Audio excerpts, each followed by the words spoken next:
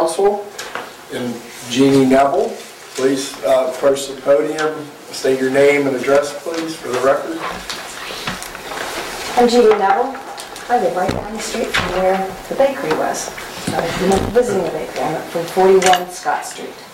My topic has to deal with Christmas display lights that are displayed in town. I'm here to request that before October of this year, this City Council formulates regulations limiting the display of holiday lights on private properties. These displays are very attractive, they're very entertaining to the public, but to those who live close by, they're irritating and very limiting to family life. The added traffic makes it difficult for you, for your friends, or your relatives, and any emergency vehicles to get to your house. And many times, it's very difficult to even get out of your own driveway. We in Canfield are very accustomed to extra traffic. We deal with the fair. And we tolerate it because it's only a few days. And we have other streets that we can go around to avoid it. We know the back ways. But for those living near an extensive light display, there is little escape. Some of these holiday lights begin in October for Halloween. They continue into November, one-person displays for Veterans Day.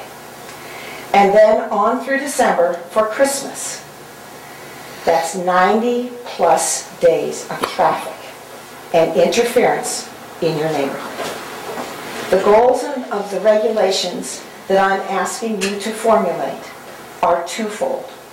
First, to ensure courtesy and respect for the neighboring residents to be able to carry on with normal family activities without serious interruption, and second, to maintain a traffic flow on the street. With this in mind, I have several suggestions, and I'm printing them out. And these are just suggestions after living with the problem.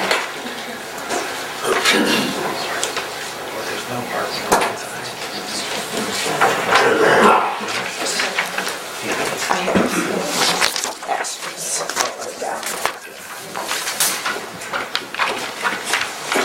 First, you have to define what needs to be regulated, okay?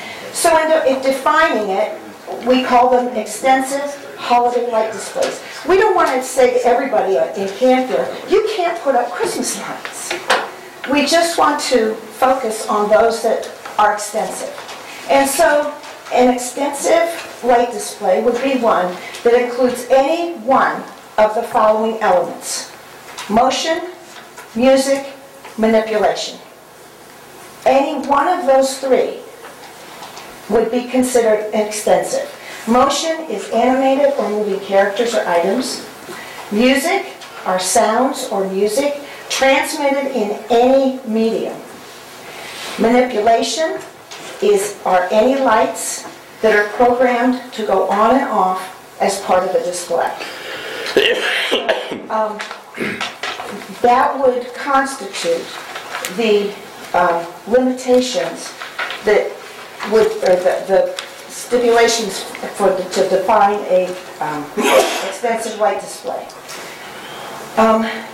Next, I'd like to see a permit issued, or a permit required for an extensive light display.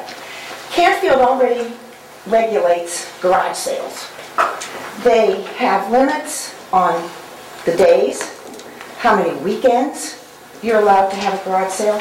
So I sort of modeled my regulations on what we already do for garage sales. First, a permit specifies the number of days the lights may be displayed. Right now, we have one display in town that goes October through December. It goes from October through December for the different holidays, like I said before. Number 2, the permit should specify the hours each evening lights may be displayed. Right now, we have a Christmas display that the lights go on around dusk, depending 4:30, 5 o'clock, 5:30, on weeknights, and they go until 10 o'clock at night. On the weekends, same thing, 4:30, 5 o'clock, but it goes till 11 and sometimes midnight. Okay, that is 5 to 6 to 7 hours a night that the lights are being displayed on the street. Okay. 3, permit establishes a fee per property hosting an extensive light display. I mentioned this per property because we have one light display in town that covers 15 properties. The person displaying the lights has 4 properties, homeowners, to the north or to the south of him. He has 6 properties to the north of him where the lights are spread across. And then he also has his lights on other people's properties around the corner on 4 other houses. So if you're going to have a permit, each of the property owners should be required to obtain a permit for this. And I think a money fee should go along with it. They do this with the garage sales also. So, you have to pay a fee. Also, the permit should also hold the property owner displaying the lights responsible for payment to repair any damage to neighbors' lawns caused by cars viewing the light display. We have several yards that we don't have curbs.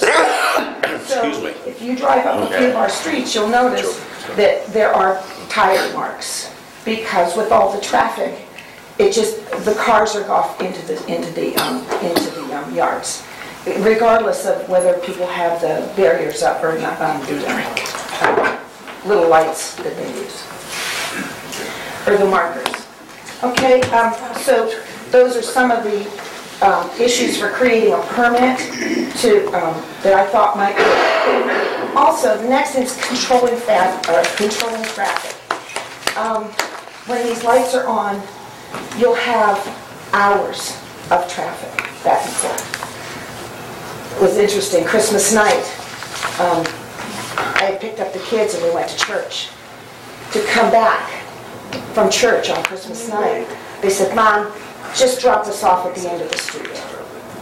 To walk through the snow and the traffic, because there was so much traffic on the street, it was difficult to get them back to their house that night. And I didn't. Well, you probably already know, I plowed my way through the traffic. I'm one of those phone calls, or several of your phone calls. Gee, if I could just interrupt. Okay, sure. We try to keep this brief. Oh, okay. So,